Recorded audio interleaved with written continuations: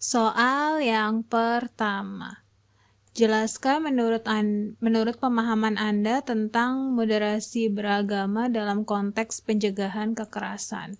Moderasi beragama adalah sikap tengah atau seimbang dalam beragama yang menjunjung tinggi nilai-nilai toleransi, saling menghormati, dan menghargai perbedaan. Dalam konteks pencegahan kekerasan, moderasi beragama berperan penting sebagai benteng pertahanan terhadap radikalisme dan ekstremisme yang seringkali menjadi akar dari konflik dan kekerasan. Moderasi beragama membantu mencegah kekerasan dengan cara yang pertama, mencegah radikalisme. Moderasi beragama mengajarkan untuk tidak menafsirkan agama secara sempit dan kaku sehingga meminimalisir munculnya pemahaman yang ekstrim dan cenderung memaksakan pandangan kepada orang lain. Yang kedua, meningkatkan toleransi. Dengan memahami dan menghargai perbedaan keyakinan, moderasi beragama mendorong sikap toleransi antar umat beragama. Toleransi ini menjadi kunci untuk hidup berdampingan secara damai. Yang ketiga, mempromosikan dialog antar agama. Moderasi beragama mendorong dialog dan komunikasi antar umat beragama untuk saling memahami dan membangun hubungan yang harmonis. Yang terakhir, menolak kekerasan. Moderasi beragama mengajarkan bahwa kekerasan bukanlah jalan keluar untuk menyelesaikan masalah, melainkan justru akan menimbulkan kerusakan dan penderitaan. Berikut ini contoh penerapan moderasi beragama dalam kehidupan sehari-hari. Yang pertama itu saling menghormati tempat ibadah. Menghormati tempat ibadah agama lain sebagai bentuk penghormatan terhadap keyakinan mereka. Yang kedua, tidak memaksakan agama kepada orang lain. Jadi, setiap orang memiliki kebebasan untuk memilih dan menjalankan agamanya masing-masing. Yang ketiga, menghindari ujaran kebencian. Ini berarti kita harus menjaga ucapan agar tidak menyinggung atau menghina agama lain. Yang terakhir, aktif dalam kegiatan lintas agama, yaitu berpartisipasi dalam kegiatan bersama antar umat beragama untuk mempererat tali persaudaraan. Dengan menerapkan nilai-nilai moderasi beragama, kita dapat menciptakan lingkungan yang aman, damai, dan harmonis bagi semua. Soal yang kedua, bagaimanakah peranan pendidikan agama dalam membentuk sikap anti kekerasan? Di sini jawabannya, pendidikan agama memiliki peran yang sangat krusial dalam menanamkan nilai-nilai kemanusiaan, toleransi, dan kedamaian. Ajaran agama pada dasarnya mengajarkan kita untuk hidup berdampingan dengan damai, menghormati sesama, dan menghindari segala bentuk kekerasan. Berikut ini beberapa cara pendidikan agama membentuk sikap anti kekerasan. Yang pertama itu menanamkan nilai-nilai kemanusiaan, yaitu nilai kesetaraan, yang dimana semua manusia diciptakan sama di mata Tuhan, tanpa memandang ras, agama, atau status sosial. Yang kedua, nilai kasih sayang, di mana ajaran agama menekankan betapa pentingnya kasih sayang terhadap sesama manusia. Yang ketiga, keadilan, semua orang berhak mendapatkan perlakuan yang adil dan sama. Lalu yang kedua, mencegah ekstremisme. Poinnya adalah interpretasi yang moderat, di mana pendidikan agama ini mengajarkan untuk menafsirkan ajaran agama secara moderat dan tidak literal. Yang kedua, menolak kekerasan, di mana pendidikan agama menekankan bahwa kekerasan bukanlah solusi untuk menyelesaikan masalah. Selain itu adalah membangun toleransi. Membangun toleransi poinnya adalah memahami agama lain, di mana pendidikan agama mengajarkan untuk memahami dan menghormati agama lain. Yang kedua, dialog antar agama, di mana pendidikan agama mendorong terjadinya dialog antar agama untuk membangun kerukunan. Yang terakhir adalah menumbuhkan empati. Menumbuhkan empati artinya itu memahami perasaan orang lain, di mana pendidikan agama mengajarkan kita untuk menempatkan diri pada posisi orang lain. Yang kedua, menghindari perlakuan yang menyakiti. Dengan memahami perasaan orang lain, kita akan menghindari tindakan yang dapat menyakiti mereka. Di sini terdapat tantangan dan solusinya. Yang pertama itu misinterpretasi ajaran agama, di mana beberapa orang mungkin menyalahgunakan ajaran agama untuk tujuan yang tidak sesuai. Solusinya itu pendidikan agama yang berkualitas dan dialog antar agama dapat membantu mencegah hal ini. Yang kedua ini radikalisme. Radikalisme ini dapat memicu kekerasan. Solusinya adalah penguatan nilai-nilai moderasi dan toleransi dalam pendidikan agama.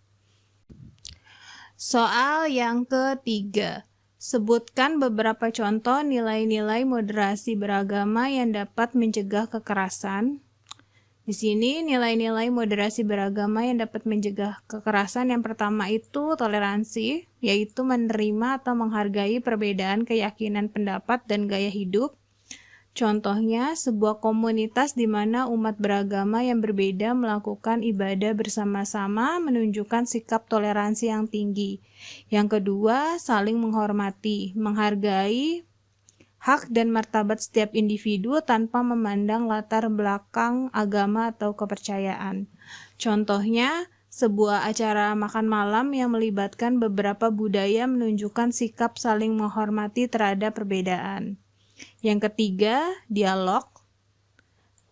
Terbuka pada dialog dan diskusi dengan orang yang berbeda pendapat dengan tujuan mencari titik temu dan solusi bersama. Contohnya, di dalam forum dialog antar agama di mana tokoh-tokoh agama dari berbagai latar belakang berdiskusi tentang isu-isu bersama. Yang keempat, menjunjung tinggi keadilan bagi semua orang tanpa diskriminasi. Di sini contohnya adalah sebuah persidangan yang menjunjung tinggi asas keadilan di mana semua pihak mendapatkan kesempatan yang sama untuk menyampaikan pendapat. Yang kelima, kasih sayang, di mana kita menunjukkan kasih sayang kepada sesama manusia tanpa memandang perbedaan. Contohnya, sekelompok sukarelawan yang membantu orang-orang yang membutuhkan tanpa memandang agama atau latar belakang sosial. Yang terakhir, damai, yaitu mencari solusi damai dalam menyelesaikan konflik dan menolak segala bentuk kekerasan. Contohnya, aksi damai yang dilakukan oleh berbagai kelompok masyarakat untuk menyerukan perdamaian.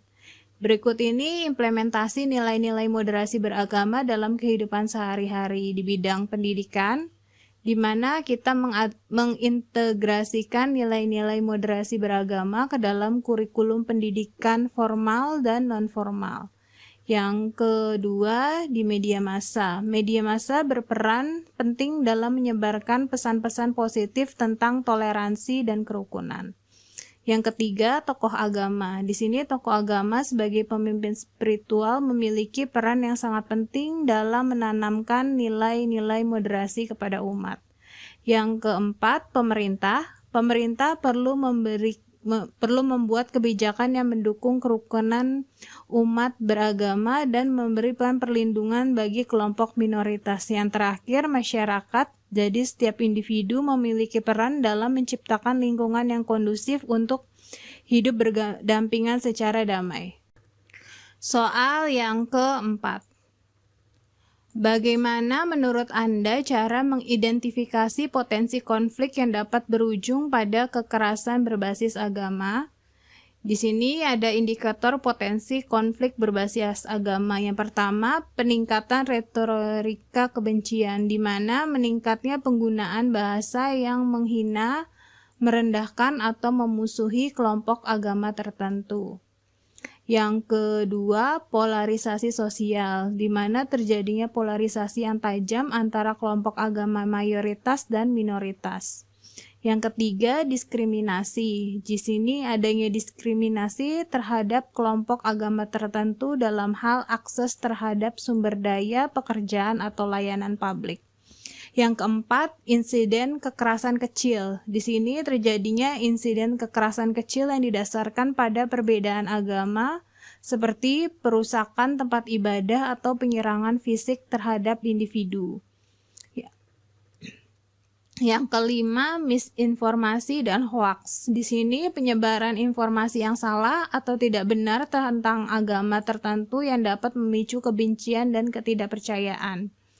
Yang keenam, ekstremisme agama. Di sini munculnya kelompok-kelompok ekstremis yang mengatasnamakan agama dan menganjurkan kekerasan.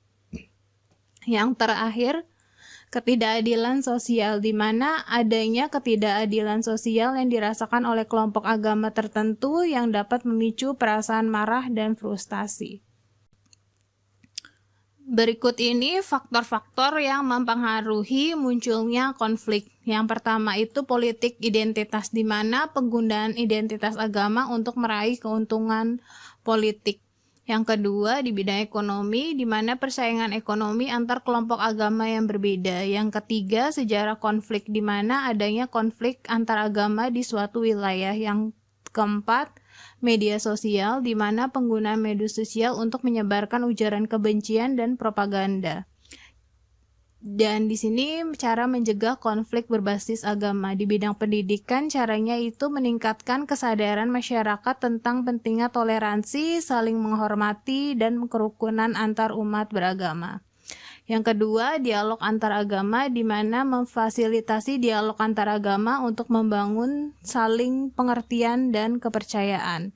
Yang ketiga, penegakan hukum, di mana menegakkan hukum secara tegas terhadap pelaku tindak kekerasan berbasis agama. Yang keempat, media yang bertanggung jawab, di mana media massa harus berperan aktif dalam menyebarkan informasi yang akurat dan membangun. Yang terakhir, pemberdayaan masyarakat, di mana memberdayakan masyarakat untuk ikut serta dalam menjaga kerukunan dan mencegah konflik. Soal yang kelima. Jelaskan bagaimanakah strategi komunikasi yang efektif dapat digunakan untuk melawan ujaran kebencian berbasis agama. Di sini jawabannya adalah ujaran kebencian berbasis agama merupakan masalah serius yang dapat memicu perpecahan dan konflik sosial. Untuk melawannya diperlukan strategi komunikasi yang tepat dan terukur. Berikut ini beberapa strategi yang dapat diterapkan. Di sini di pendidikan dan literasi digital itu yang pertama meningkatkan kesadaran, di mana melalui pendidikan masyarakat perlu diberikan pemahaman yang lebih baik tentang bahaya ujaran kebencian dan pentingnya toleransi. Yang kedua, di literasi digital, di mana mengajarkan masyarakat untuk kritis terhadap informasi yang beredar di media sosial serta memverifikasi kebenaran suatu informasi. Yang kedua di sini dialog antar agama dengan cara membangun jembatan, yaitu memfasilitasi dialog antar tokoh agama dan masyarakat untuk membangun saling pengertian dan menghormati perbedaan. Yang kedua, menyoroti nilai-nilai bersama. Di sini menggarisbawahi nilai-nilai kemanusiaan yang sama di antara berbagai agama. Yang selanjutnya, narasi positif. Caranya menyebarkan pesan positif di sini mengganti narasi negatif dengan narasi positif yang menguatkan persatuan dan kesatuan. Yang kedua, menonjolkan keberagaman sebagai kekuatan. Di sini menunjukkan bahwa keberagaman agama adalah kekayaan bangsa. Selanjutnya, penguatan hukum. Penguatan hukum itu indikatornya penegakan hukum yang tegas di mana memberikan sanksi tegas terhadap pelaku ujaran kebencian. Lalu yang keduanya perlindungan hukum, yaitu memberikan perlindungan hukum bagi korban ujaran kebencian. Terus selanjutnya kerjasama dengan media. Di sini poin-poinnya jurnalisme yang bertanggung jawab, yaitu meminta media massa untuk menyajikan berita yang akurat, berimbang, dan tidak provokatif. Yang kedua, kampanye anti ujaran kebencian, di mana kita harus melakukan kampanye bersama untuk melawan ujaran kebencian. Dan yang terakhir adalah pemanfaatan media sosial, di mana poin pertamanya itu tentang konten yang positif, yaitu membuat konten positif yang dapat menetralisir ujaran kebencian. Yang poin keduanya melawan hoaks, di mana melakukan klarifikasi terhadap informasi yang salah atau menyesatkan. Di sini contoh implementasi strateginya, yaitu yang pertama itu kampanye dengan tanda tagar Stop Hate Speech, di mana membuat tagar yang populer di media sosial untuk mengajak masyarakat ikut serta dalam melawan ujaran kebencian.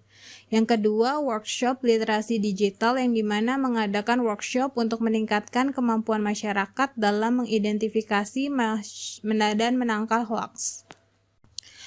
Soal yang ke-6. Bagaimana menurut Anda peran pemerintah dalam menciptakan lingkungan yang kondusif untuk moderasi beragama dan anti kekerasan? Di sini jawabannya, peran pemerintah dalam mendorong moderasi beragama dan mencegah kekerasan. Pemerintah memiliki peran yang sangat krusial dalam menciptakan lingkungan yang kondusif bagi tumbuhnya moderasi beragama dan pencegahan kekerasan. Berikut beberapa peran spesifik yang dapat dilakukan pemerintah. Yang pertama itu pembentukan kebijakan yang komprehensif, di mana itu melalui undang-undang, yaitu menetapkan undang-undang yang melindungi hak-hak beragama dan melarang segala bentuk diskriminasi dan kekerasan berbasis agama. Yang kedua, melalui regulasi. Di sini membuat regulasi yang jelas mengenai penggunaan simbol agama, penyebaran ajaran agama, dan pengelolaan tempat ibadah. Yang ketiga, program-program moderasi. Di sini dengan meluncurkan program-program yang secara khusus bertujuan untuk mempromosikan moderasi beragama dan nilai-nilai toleransi. Selanjutnya, melalui penegakan hukum yang tegas. Yang pertama itu dengan penindakan, yaitu menindak segala bentuk pelajaran hukum yang terkait dengan ujaran kebencian, kekerasan berbasis agama, dan diskriminasi.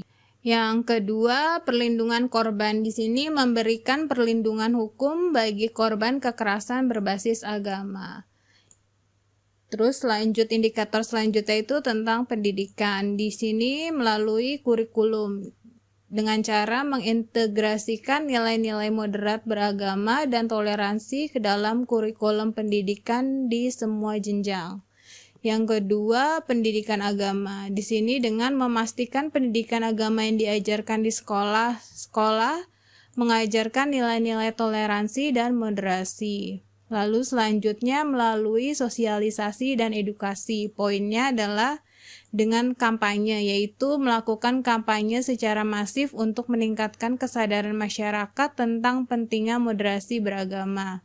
Yang kedua, dialog antar agama. Di sini memfasilitasi dialog antar agama untuk membangun saling pengertian dan kerjasama. Selanjutnya, melalui kerjasama dengan tokoh agama. Melalui pembinaan, yaitu membina tokoh agama untuk menjadi agen perubahan dan menyebarkan pesan-pesan moderasi. Yang kedua, melalui kemitraan, yaitu membangun kemitraan dengan tokoh agama dalam berbagai program pemerintah. Yang selanjutnya, melalui penguatan lembaga keagamaan. Di sini indikatornya dengan pencegahan, yaitu memberikan pelatihan kepada aparat keamanan untuk mencegah terjadinya konflik berbasis agama. Yang kedua, penanganan konflik. Di sini melakukan penanganan konflik secara cepat dan juga adil. Soal yang ke-7. Jelaskan bagaimana media sosial dapat berkontribusi pada penyebaran ujaran kebencian dan kekerasan yang bermotif agama dan bagaimana kita dapat mengatasinya. Jawabannya, media sosial dapat mempercepat penyebaran ujaran kebencian dan kekerasan yang bermotif agama karena sifatnya yang viral dan jangkauannya yang luas. Informasi yang salah atau provokatif dapat dengan cepat menyebar dan mempengaruhi banyak orang. Untuk mengatasinya diperlukan literasi digital yang tinggi, kemampuan untuk memverifikasi informasi, serta kebijakan yang tegas dari platform media dalam menangani konten yang menimbulkan kebencian dan kekerasan. Penting juga untuk mempromosikan narasi positif dan moderat di media sosial untuk menyeimbangkan arus informasi yang negatif. Media sosial dengan jangkauan yang luas dan sifatnya yang interaktif telah menjadi alat yang ampuh dalam menyebarkan informasi. Namun sayangnya platform ini juga digunakan untuk menyebarkan ujaran kebencian dan provokasi, terutama yang bermotif agama. Berikut ini bagaimana media sosial menyebarkan ujaran kebencian. Yang pertama itu anonimitas, di mana pengguna media sosial seringkali merasa lebih bebas untuk mengungkapkan pendapat yang ekstrim atau bahkan kebencian karena identitas mereka bisa disembunyikan. Lalu yang kedua, algoritma, di mana algoritma pada platform media sosial seringkali mendorong pengguna untuk melihat konten yang serupa dengan apa yang mereka konsumsi sebelumnya, sehingga menciptakan gelembung filter atau filter bubble yang memperkuat pandangan ekstrim. Yang ketiga, kecepatan penyebaran. Di sini informasi baik yang benar maupun yang salah dapat menyebar dengan sangat cepat di media sosial sehingga sulit dikendalikan. Yang keempat, emosi, yaitu media sosial seringkali memicu emosi yang kuat baik positif maupun negatif. Ujaran kebencian seringkali memanfaatkan emosi negatif seperti kemarahan atau ketakutan untuk menggerakkan orang bertindak.